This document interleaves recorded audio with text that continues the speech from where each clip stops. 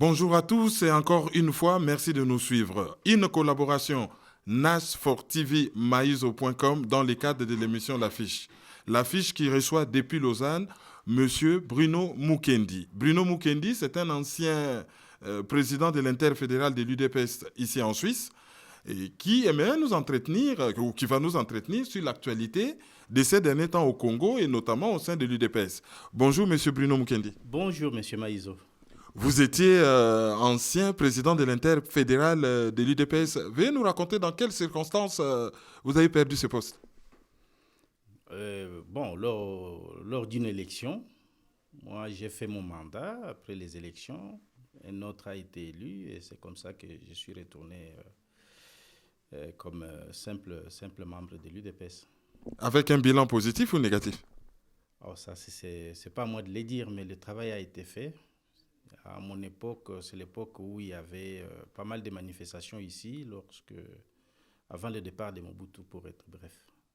D'accord. Alors, vous êtes membre de l'UDPS, vous connaissez bien l'UDPS.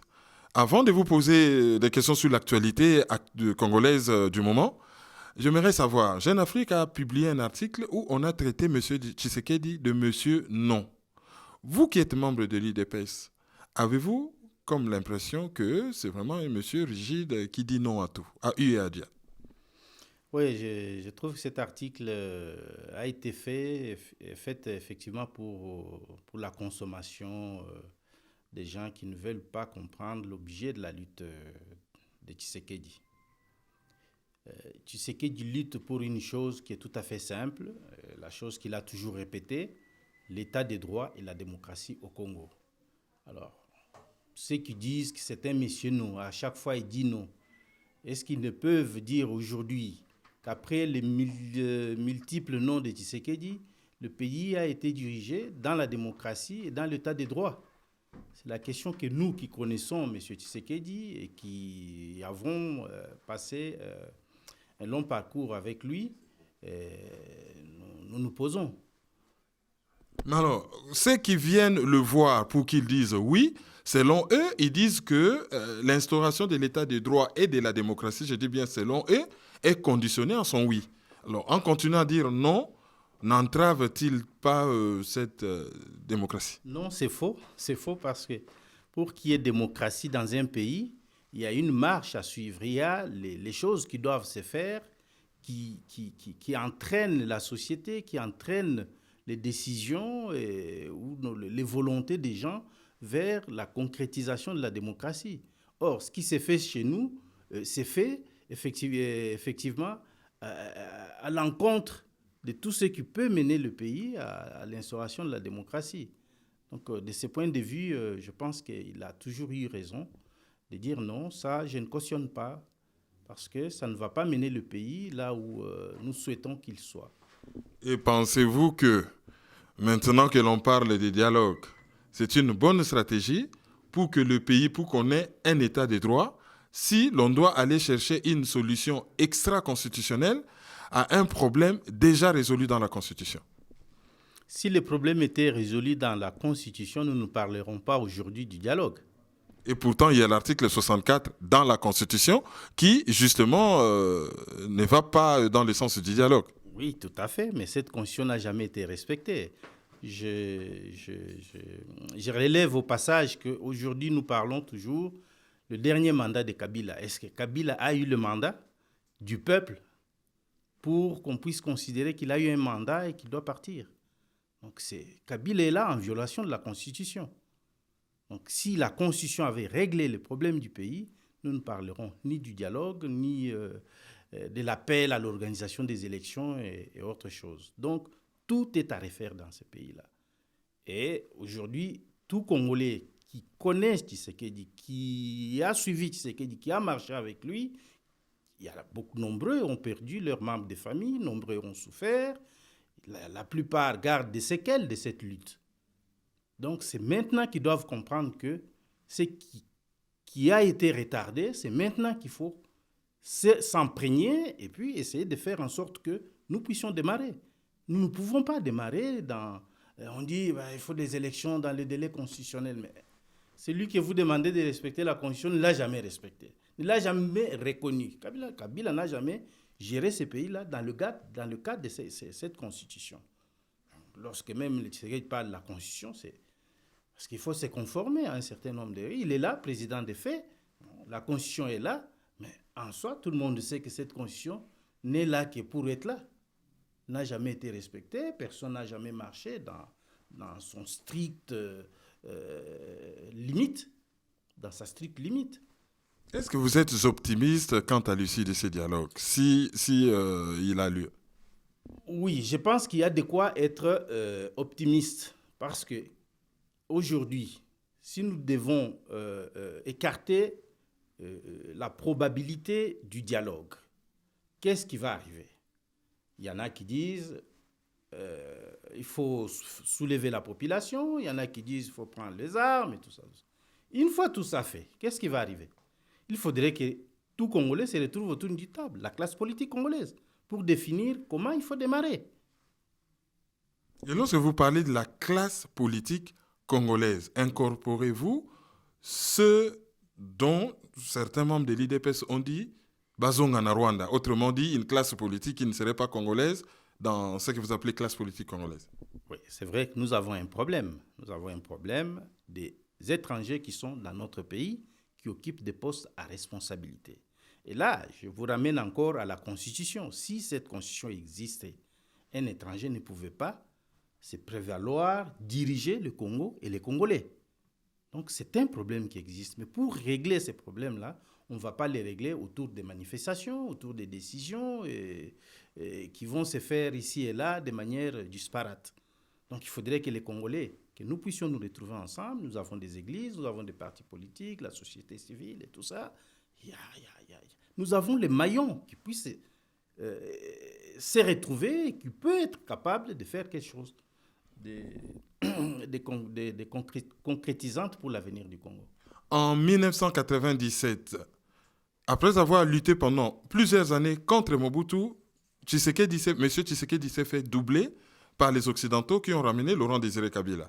Et actuellement, bis repetita, pendant que lui, il est dans l'expectative, espérant avoir l'impérium pour diriger le pays, on voit déjà Moïse Katumbi qui se pointe à l'horizon et apparemment derrière lui, si ce n'est pas les Occidentaux, c'est des cabinets de lobbying occidentaux qui sont derrière lui. Y a-t-il pas risque qu'il soit encore une fois de plus doublé par la communauté internationale, ou si vous voulez, rouler dans la farine pour devenir les dindons de la farce de la politique congolaise?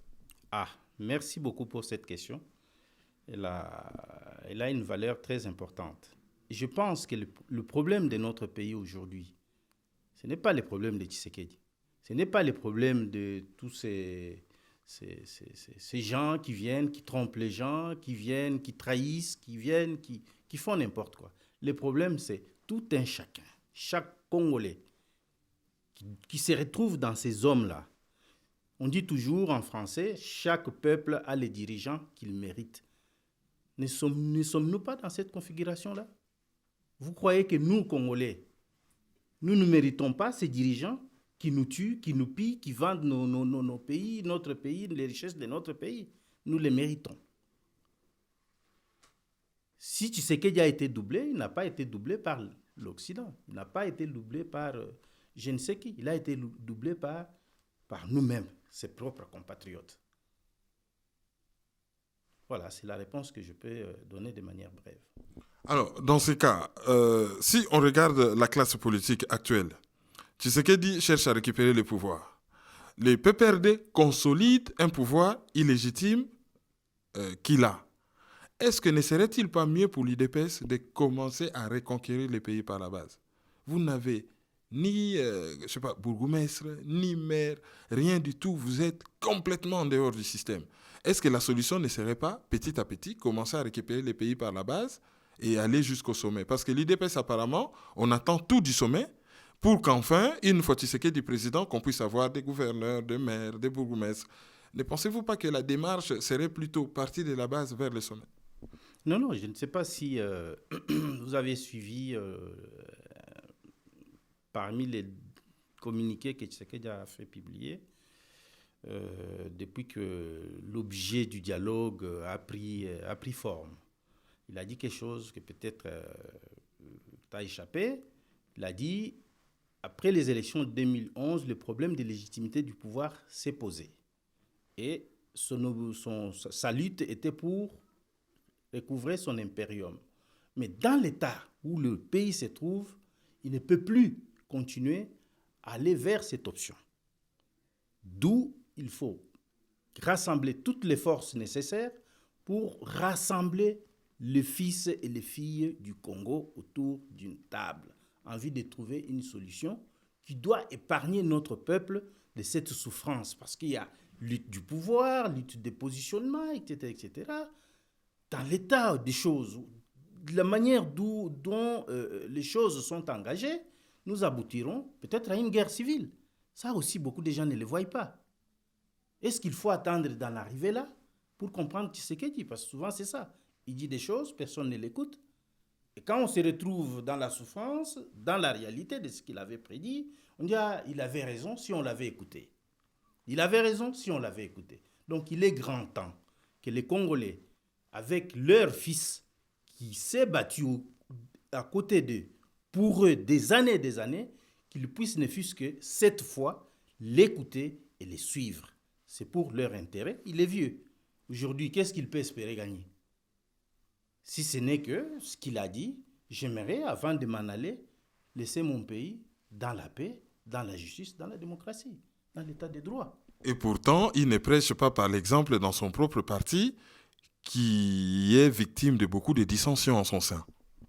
Ah, mais ça, c'est humain. C'est humain. Je pense que nous vivons ici en Europe, même en France où vous venez, M. Maïzo, vous voyez ce qui se passe dans les partis socialistes. Ça, c'est humain, ça doit exister. Et tant mieux que ça existe dans l'UDPS, parce que si dans l'UDPS, il n'y avait pas un qui disait O, l'autre qui disait B, et ainsi de suite, on dirait non, là, c'est vraiment la dictature. Donc, dans l'UDPS, les gens sont libres d'exprimer leur choix, leur volonté, leur idée, leur liberté de penser. Mais ceci étant, si le parti constate que les gens les font ne les font pas dans l'intérêt des objectifs pour lesquels l'UDPS lutte, à ce moment-là, ça pose un problème.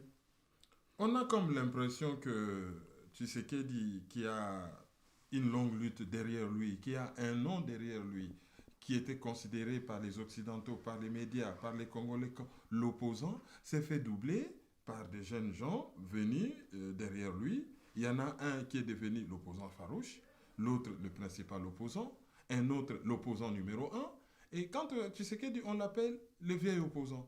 Ne pensez-vous pas que vous avez... L'UDPS a été imprudente de laisser venir à son sillage certaines personnalités qui l'ont affaibli?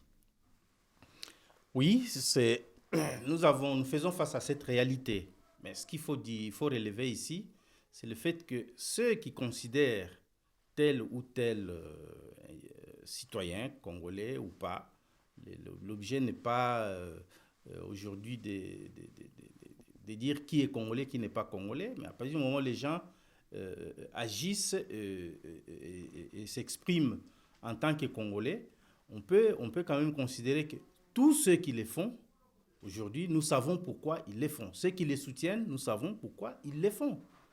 Tout aujourd'hui est fait sur le plan international pour contraindre les Congolais à vivre dans l'état où nous sommes, en vue de continuer à profiter de nos richesses. Nos richesses font énormément du bien à beaucoup de gens sur cette terre.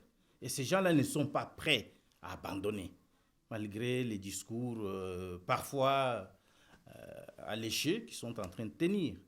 Mais la responsabilité nous incombe. C'est à nous de dire aux gens, nous sommes chez nous, voilà ce que nous voulons. Et puis s'il faut discuter, nous allons discuter avec qui veut venir exploiter nos richesses. Pour terminer, M. Bruno Mukendi, j'aimerais que vous adressiez un message à vos compatriotes en lingala.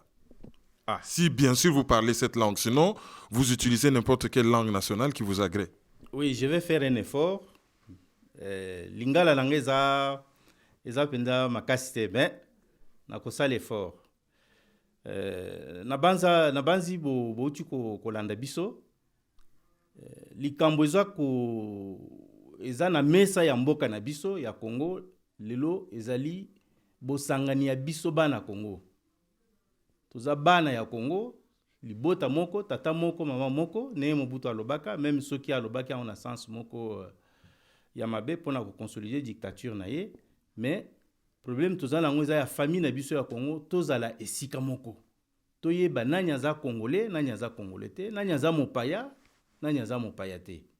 De sorte que tokoka ko définir comment il faut to bongisa ndako na biso, bana na biso bazala malamu, bandeko na biso bazala malamu, basi na biso batata na biso bakoko na biso, to vivre pe le rôle batutu ba vivre na mokilo ya se. Pasi eleki. Alors pour finir, pour terminer, parce que ça lilobananga ya suka na senkaka biso to s'incliner devant massacre isa koleka na Beni à l'est de notre pays. Bandeko na biso baza kokufa. Et ezali wana pe ezali objet oyo congolais nyonso lelo oyo akoki kotelema sanke bayebisa ye telema. Mututa rolo ba lelo oyo teke ayebi teke na Beni kuna bazoboma bandeko na biso baza ko violer basi na biso ba mama na biso. Mutu rolo ba teke ayebi te. Alors tozo zelenini. Lelo eza na Beni, tozo zele koma na Kisangani. Et comme na Mbandaka, comme na Mbujima, na Lubumbashi, comme na Kinshasa, poto lo bao, maintenant tout ça là quelque chose et cause à la trop tard. Donc munguna si à côté libiso, le ko les ana na musika, nemba lobaka, moto soki zo e bandi, bo luka bo bomango. Pose la tezo andako mobimba, boya o to bomamoto, to ko bomango te. Donc mon nanga ya suka ngwana, to se soulever, to kende, to meko ko résoudre le problème tout ça. Bruno Mukendi, ancien président de l'interfédéral UDPS suisse, qui a donné son point de vue. Surtout, on a beaucoup plus centré sur l'actualité au sein de l'UDPS et c'était beaucoup plus des réflexions. Merci à lui et merci à toutes les personnes qui nous ont aidés à vous présenter cette émission, notamment Narcisse Kalamba qui était à la réalisation. Et merci pour sa collaboration ou son aide à celui qui ne veut pas qu'on le présente. On lui dira merci dans l'analyse.